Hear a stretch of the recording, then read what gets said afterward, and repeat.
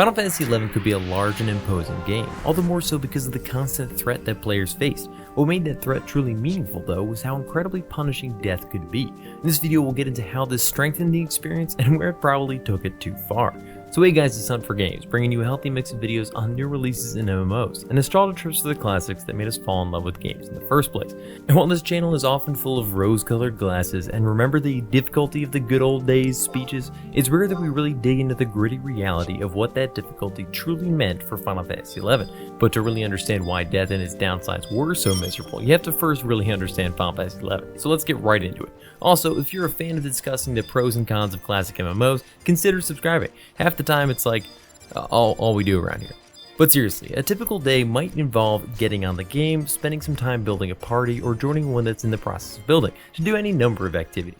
Skill ups, finish a quest or mission, simple leveling. This could take significant time depending on how busy a time it was. Then, even if joining a pre-made party as a replacement or last person, you'd have to travel to your intended destination. Depending on whether airships or boats were needed, long chocobo rides, this could add another 30 minutes to an hour, and that's if everyone's keeping up. And if your goal is leveling, at the end of all that is the slow, plodding Final Fantasy XI progress, at least by today's standard. I mean, this could mean a quarter of a level an hour towards some of the later levels, and that was in good parties. The point I'm getting at here was that Final Fantasy XI was slow, and so time itself was a precious resource, which leads us back to death. Death promised to take that time away in multiple painful ways. The most obvious and frustrating one here is the experience loss. Upon death, you'd lose 10% of your total XP for that level, and only get some of that back if you were raised by another player or had re-raised for yourself. You wouldn't get all of it back, but hey, XP is XP. This was unavoidable. If you died, no matter what happened next, whether it was home pointing, raised from a nearby passerby, waiting out the clock fully, you were going to lose at least some XP. This fundamental truth drove a lot of behavior in Final Fantasy XI, because no one wanted to lose XP. For all the reasons I just described, time that went into earning that XP in the first place could be significant. Every player has a story of some day that they spent hours and hours trying to make progress in one way or another, and by the end of the day had literally gone backwards. It was a bad feeling, and one most people wouldn't care to revisit. But Final Fantasy XI didn't stop there. There weren't really any safety nets. If your XP got too low or you died too many times, you could go below your current level's XP and de-level back to the previous level. In theory, this was possible all the way back down to level 3, but I've only ever seen that in truly dedicated rage quitters. This in itself was far worse than most people realize. At many levels there were gear options that were limited to that level or above. While it was at all levels, it was incredibly common at level cap. At 75, most of the best gear was minimum level 75, so a D-level could cause you to lose almost everything you were wearing. With inventory space being so crucial, rarely did someone have gear for another level entirely just prepared on their person, or even saved in the mock save. Sometimes you'd be naked for the foreseeable future, making leveling to get that XP back all the more difficult. Hell, you could be locked out of events that you were trying to clear. Many missions had level requirements that you might fall out of after that D-level. More often you could still enter, but would essentially be useless because, you just lost a level and you already were struggling to win it before, that's why you died. And of course, dangerous mission battles that were locked to a certain level were usually the most common ways to encounter a high chance of death, so that's fun. And let's not ignore the time lost due to those group deaths as well. Raids had a significantly long recast and a significant MP cost. If only one player had it or was still alive, the time to go from player to player in a full party and get everyone back up was a lot of time. 15-20 minutes here or there add up, especially if you're trying multiple times. I mean, a whole day might be spent mostly waiting around for weakness to wear off. Because yeah, there was also weakness. Weakness was the status effect you'd acquire from dying and coming back through a raise. It lasted about 5 minutes and would lower your HP and MP and inflict you with a slow so terrible it doesn't even need description. You're basically useless during this, and if you happened to die again while it was on, you'd go into a yet deeper state of double total worthlessness and basically be a paperweight of a player until it wore off. So let's recap on how death could ruin your day. Death in a party meant at least 5 to 10 minutes until you yourself were back in the running, more if there were multiple deaths. Death in the wilds meant a full loss of that 10% experience points, another trip out to wherever you happen to be, and both of those ran the risk of a loss of level, equipment, and yet more time to get that tricky XP back.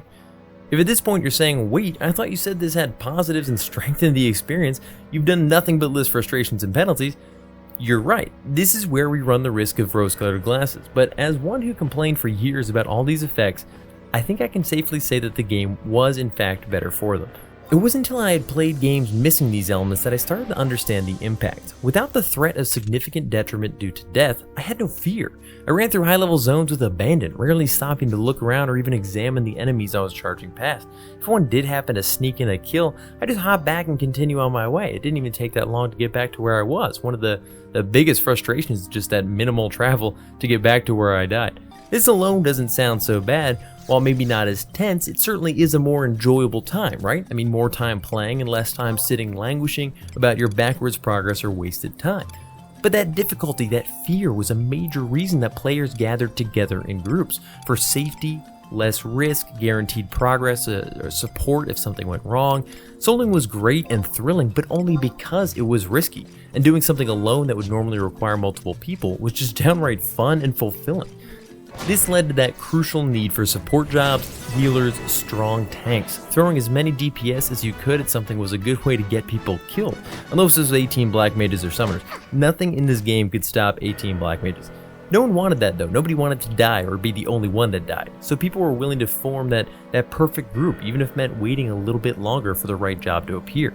I talk a lot about various systems at the core of Final Fantasy XI that made it what it was, but none of that would matter if it didn't have this central thing, this driving force that Vana'diel itself was dangerous, and the threat of death was very real.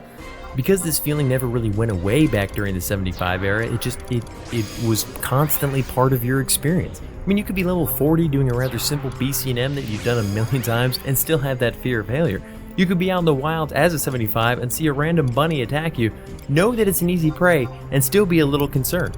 My hands still sweat when I hear the Avatar battle music because of how far each failed attempt set me back, with lost consumables I didn't have money for, XP, and nothing to show for it. Success in coordinating with other players was memorable because knowing you could trust someone to do their best and keep your ass out of the fryer was important in Final Fantasy XI. Now the opposite was also true, but we'll get to that in a minute. Overall, that fear made Vana'diel feel real, and I'm thankful for it.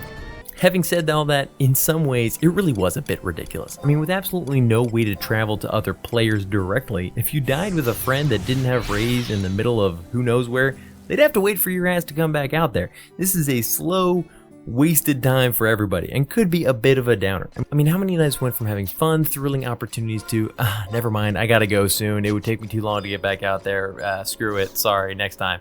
Another thing that always bothered me personally is that mass raise go was never a thing. I mean, group re-raises could help with this, but the items that allowed for that were kind of expensive, and it was a big ask to expect all players to always have that equipped and used. If we've already managed to get 18 people or more together to fight an event, please don't make us wait the agonizing length of time as everyone slowly gets raised back up and loses their weakness.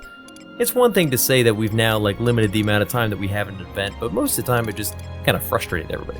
And despite my statements about how important the XP loss was, for many jobs this could be truly devastating.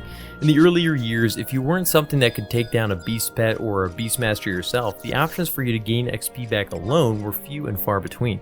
This was miserable if you were just a scant 1k away from the level and all your equipment, and you didn't want to ruin a party's day with your nakedness for 4 or 5 fights, and especially if you were a job that maybe wasn't quite as desirable for parties to begin with. Things like campaigns and the books were eventually introduced that did help with this a little bit, but for a while, it was slim pickings.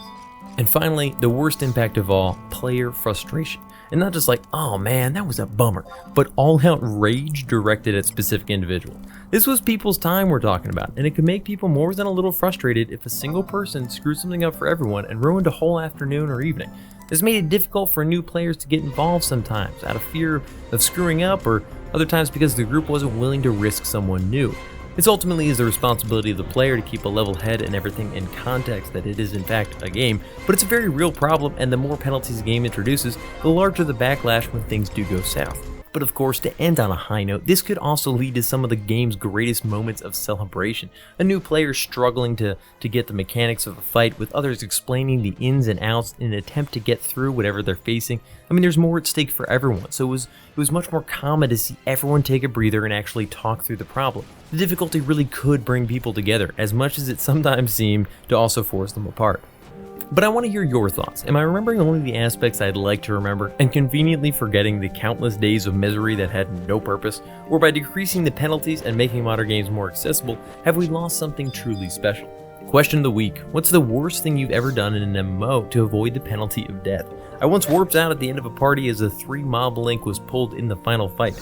Our paladin valiantly stayed, and I think he died. Yeah, he totally died. To be honest, I think we were about to break up and I already had like a warp thing ready, but still I felt kind of bad as I left him in the dark to himself.